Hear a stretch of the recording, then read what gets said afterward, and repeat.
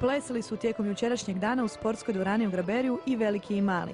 Više od 260 plesnih parova iz 30-ak hrvatskih klubova svojim su se plesnim umijećem i vještinom pokušali izboriti za naklonost sudaca i naslove najboljih na DM kupu grada Varaždina, najvećem ovogodišnjem bodovnom turniru u Hrvatskoj u sportskim standardnim i latinoameričkim plesovima.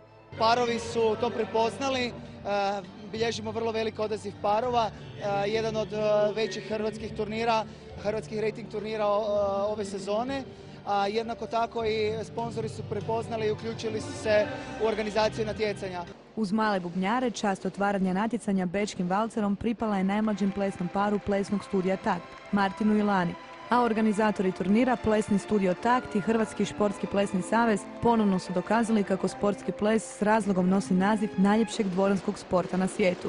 U večernjem finalnom dijelu programa pripremljen je i zabavni dio programa za posjetitelje, između ostalog i nastup 100-tinjak polaznika plesne škole plesnog studija Takt.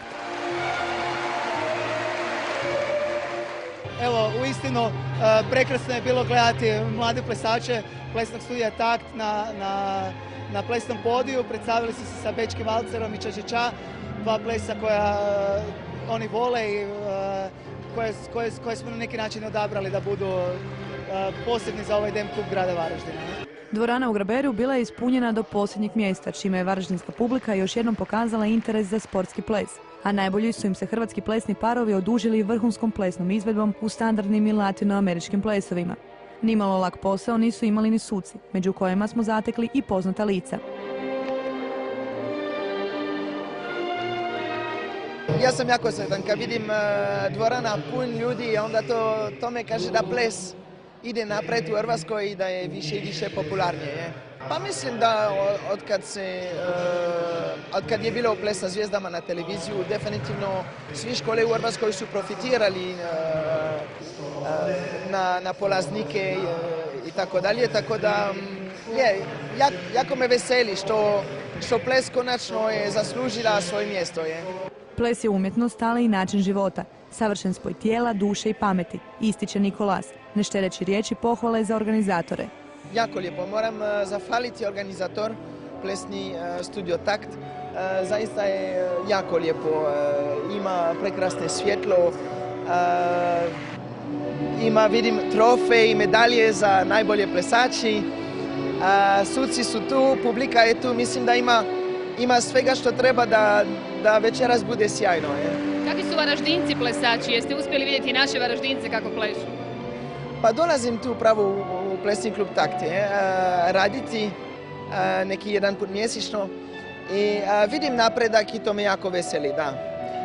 Upravo moram reći da puno više me sviđa raditi sa parovima i učiti parove kako plesati nego suditi ko je najbolje. Ali evo i to treba. Hoćete li biti strogi večeras kao sudac? Pa uvijek probam biti pravedno.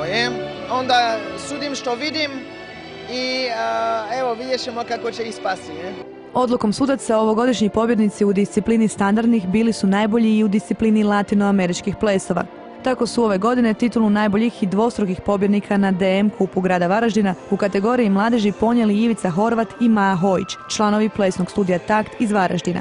U kategoriji starije mladeži najbolji u obje discipline bili su Alan Valme i Valentina Valme iz plesnog kluba Fredi iz Zagreba, dok su u kategoriji odraslih najbolji bili Patrik Majcen i Emina Mušanović iz športskog plesnog kluba Harmony.